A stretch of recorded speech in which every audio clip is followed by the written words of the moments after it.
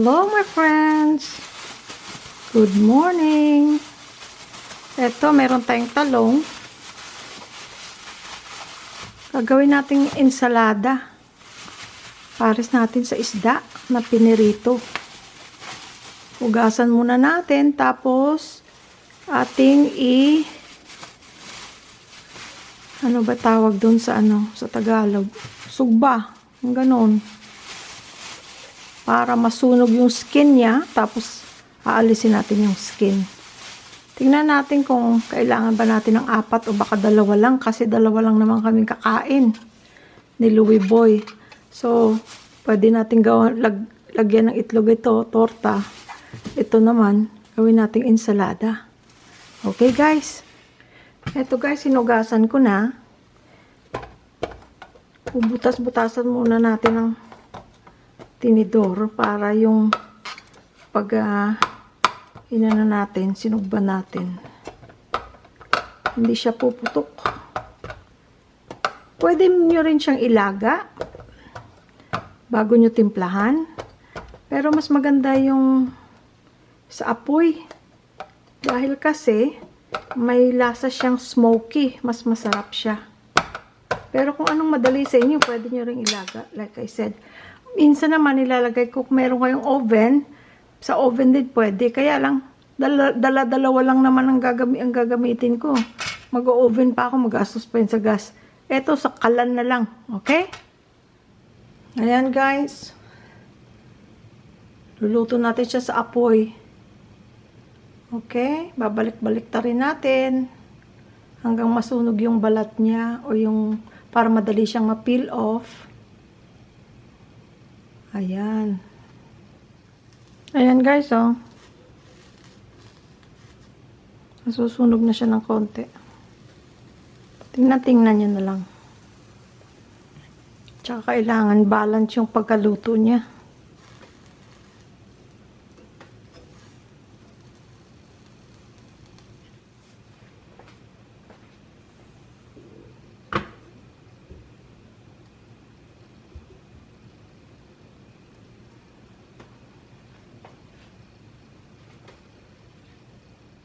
Okay guys, naihaw ko na. Yung pala, word ihaw. Sa amin kasi, Bisaya, Ilonggo, Cebuano, Sugba. Ayan o, ganyan siya dapat. Ang bango niya. Kailangan yung ganyan sunog. Tapos, well, hindi naman masyado kasi magda-dry out naman yung laman niya. Oh, ganyan o. Ang bilis, ang dali niyang alisan ng balat. Pero, palalamigin ko muna.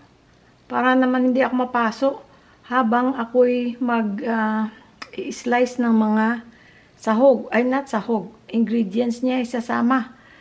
Luya, sibuyas, kamatis. Ayun. Oh, sarap niyan. Lagyan natin ng kalamansi or suka. Okay? Palalamigin muna natin. Okay guys, binalatan ko na ang ating talong. So, I started with 2, nag-end up ako 4 na talong kasi konti lang pala. Eh, masarap ito eh, nakakagana. Baka langanin mamaya, di ba? So, inubos ko na yung 4 na talong. So, naghiwa na ako dito ng ginger, onions, and tomatoes. Mahilig kami sa ginger, so kahit na marami, okay lang. Tingnan natin. Tapos, sibuyas, and kamatis. Tingnan ko muna kung gaano karami ang ano. Ubos na natin to.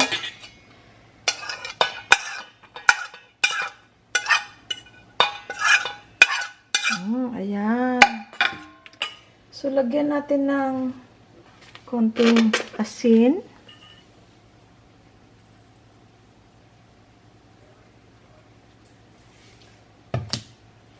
Kalamansi or suka, pwede rin.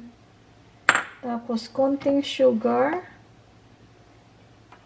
Pampabalansi lang.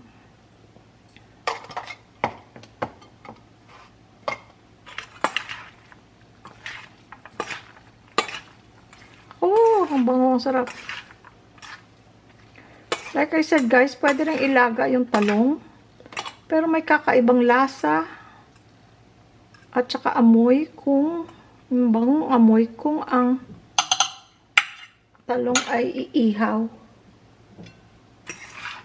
Pwede rin i-bake. Kung anong madali sa inyo.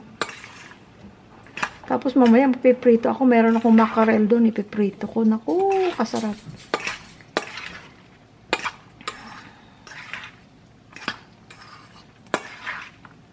Ganyan lang siya guys. Kung madudurog siya sa kakamix nyo, okay lang yun. Yung iba nga gusto nila yung talagang mashed. Pero ako hiniwa-hiwa ko lang para mayroong texture.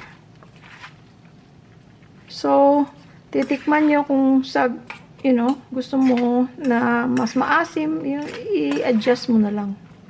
Ano? Ipi-plating na natin to guys. Eto guys, plating na natin. Ooh, sarap. Finalize ko na yung timpla niya. So, according to taste. Lahat according to taste, ha? Alat, asim, konting tamis. Tapos, may ginger and onion. Kamatis. Naku. Ang sarap. Tapos, magpiprito na lang ako. Meron na kaming lunch. Simple lang. Simpleng ulam. Ayan na. Salamat guys sa panonood. Please continue to support our YouTube channel. Sorry, natabig kong camera. Louie Boy Vlog. O, diba? Simpleng ulam. Healthy. Walang mantika. Diba? Enjoy, guys! Please subscribe, like, and share if you haven't yet. Thank you again. God bless you all.